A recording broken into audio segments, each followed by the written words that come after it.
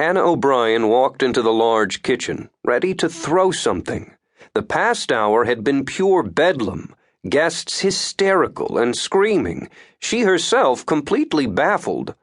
Of course, she had offered to refund everyone's money and suggest a beautiful chain hotel for them to check into. She opened her mouth, not to scream, but to call out for immediate attention, because she couldn't think of anything else that might have happened except that one of her permanent residents had played a not very funny trick on her unsuspecting guests. Melody Chandler was already there, leaning against the refrigerator in her beautiful Victorian glory, staring at her. "What the hell was that?" Hannah demanded. "Did you bring a friend in? A dying man with his throat slit, carrying a knife and trying to kill my guests?" "No," Melody protested. "That was unbelievable. I've never had guests up and leave at 4 a.m. before. Never. And I've never had to refund anyone's money before either."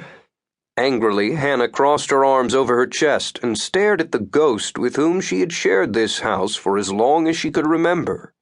The original owner had been Hannah's great-great-great-grandfather on her father's side, but she had actually inherited the house, already a B&B at that point, from her uncle. She had been his favorite niece, and she had loved him and the house. Sadly, he had died in his late 40s from a sudden heart attack, and she had inherited the siren all too soon.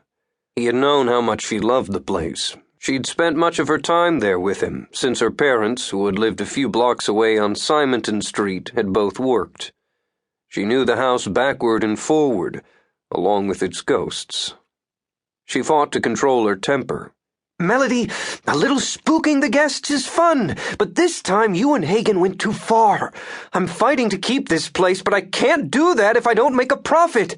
You two just scared all our weekend guests away. And Shelley, the poor girl who saw you, was beyond terrified. And from what she described, I don't blame her." "You did not listen to me, Hannah," Melody protested, staring at her with wide eyes, pleading to be believed. "We did not do it. Hagen would never do anything like that. You know how squeamish she can be. And look at me. Do I look like a bleeding man with a knife? And who do I know? The same spirits you do. I do not know of a single spirit walking around Key West with a bleeding neck and a knife in his hand." Melody and Hagen didn't refer to themselves as ghosts, and didn't like to be referred to that way. Of course, tourists and most locals called the city's haunts ghosts, but Hannah was usually careful and polite, following their wishes and calling them spirits within their hearing. And with her temper cooling, now that the brouhaha in the house had died down, she had to admit that she really couldn't picture her resident ghosts turning themselves into the terrifying apparition described by her now-gone hysterical guests. But if her two known household entities hadn't been playing tricks, "Then who?" she asked. Someone drifted in through the closed back door, and then materialized into an excellent imitation of flesh and blood. Hannah was accustomed to such comings and goings. Hagen Dundee entered the kitchen and took up a protective stance at Melody's side, slipping a ghostly arm around her.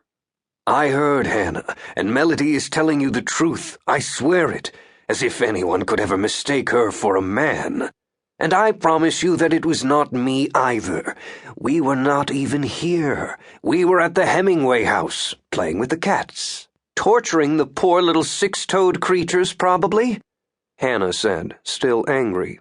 She'd lost business tonight, business she couldn't afford to lose. And she was fighting to believe it had been someone's idea of a prank. It was too frightening to think that it might be something else, something real. "I love cats. I would never torture cats. You know that I love all animals," Melody said regally. Hannah swallowed, then pursued the hope that perhaps the couple had schemed with one of their island spirit friends to scare tourists. "Honestly," she said, "we've talked about this before. It's charming and wonderful and helps business when you guys fool around and moan and groan in the middle of the night, or Melody when you make an appearance."